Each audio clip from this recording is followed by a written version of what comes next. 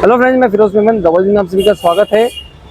भिवंडी के ईदगाह में जो स्लॉटर हाउस है उसका डेमोलिशन का काम चल रहा है और इस काम को लेकर जो है दो गुटों में बहस हो गई। दो गुट वो इस तरह से है कि एक कॉन्ट्रैक्टर है जिनके नाम पे टेंडर है भिवंडी के सभी हिस्सों को, मतलब महानगर पालिका के बिल्डिंगों को डिमोलिश करने का उनके पास में टेंडर है। और दूसरा एक कॉन्ट्रैक्टर है जिसे महानगर पालिका ने खुद नियुक्त किया है कि वो इस स्ट्रक्चर को तोड़े। अब यहाँ पे बात ये है कि दोनों कॉन्ट्रैक्टर के बीच में आपस में जो बहस हुई, कहा सुनी हुई और वो दोनों चले गए पुलिस स्टेशन में कोई हल नहीं निकला। लेकिन आज जिनके नाम पे टेंडर है स्टार कंपनी, तो उनके जो एक सदस्य हैं उन्होंने महानगर पालिका में इस चीज़ की माहिती मांगी है कि आखिर जो दूसरे कॉन्ट्रैक्टर है उसे कॉन्ट्रैक्ट किस बेस पे दिया गया है। साथ ही साथ में उन लोगों ने जो है महानगर पालिका पे भ्रष्टाचार का आरोप लगाया है।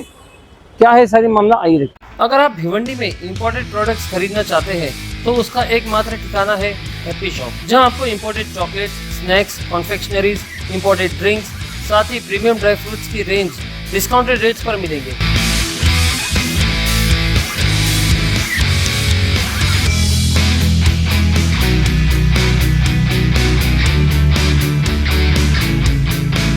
एक बार जरूर विजिट कीजिए हैप्पी शॉप और अपने शॉपिंग एक्सपीरियंस को बनाइए और भी बेहतर। At Supreme petrol pump, Chavindra, Bhiwandi. भाई जानकारी देंगे क्या पूरा मामला है और आपने अतिरिक्त आयुक्त से मुलाकात की, क्या विषय क्या था?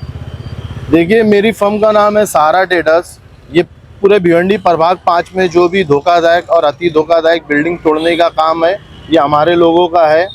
इसी तरीके से ईदगाह पे स्लाइटर हाउस में एक स्लाइटर हाउस तोड़ने का काम चल रहा है, तो कॉरपोरेशन ने मिली भगत करके ये ठेका जो है किसी और को दे दिया है और वो गलत तरीके से दिया है कि इसके अंदर ऐसा होता है कि हम लोगों जैसे जब एग्रीमेंट बनता है तो एग्रीमेंट में बहुत सारी शर्त और नियम होता है। उसके अंदर हम लोग से बहुत सारा डिपॉजिट लिया जाता है कि किसी तरीके का निग्लिजेंस हो तो उसको डिपॉजिट में से कट किया जाए। मगर इन्होंने क्या किया है कि एक कॉन्ट्रैक्टर को बुलाकर पीछे के रास्ते से भ्रष्ट अधिकारियों ने मिलके ये कॉन्ट्रैक्ट दूसरे को दे दिया है और इसमें कहीं ना कहीं कमिश्नर भी शामिल है।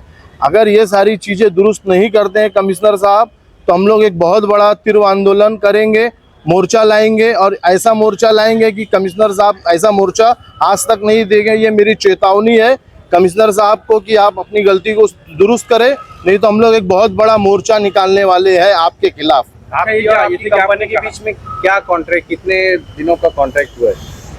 ये हमारी कंपनी का 1 साल का कॉन्ट्रैक्ट है, अभी नहीं पूरा हुआ है। वो कॉन्ट्रैक्ट मतलब जो उसकी मुद्दत है अभी 4 महीना और बाकी है।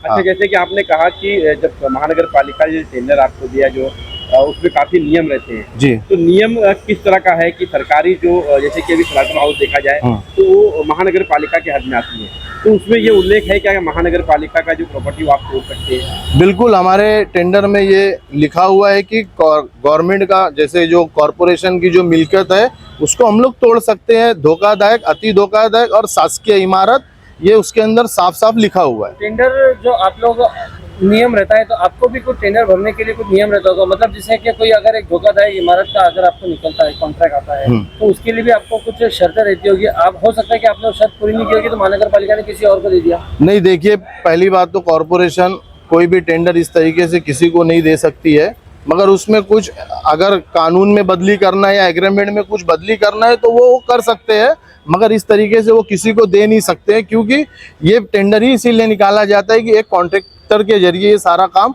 किया जाए, उनसे जो भी डिपॉजिट होता है वो लिया जाता है। अतिरिक्त आयुक्त ने क्या आश्वासन दिया? अतिरिक्त आयुक्त साहब से हम लोगों ने सारी मांगनी की है कि ये किस बेस पे टेंडर दिया जा रहा है, इसकी नकल परत, और जो टेंडर दिया गया है तो टेंडर जिसको भी दिया गया उससे क्या डिपॉजिट लिया गया है, जो अगर वहाँ पे कोई किसी तरीके का हादसा होगा तो वो किस तरीके से म्युनिसिपल कॉरपोरेशन कवर करेगी।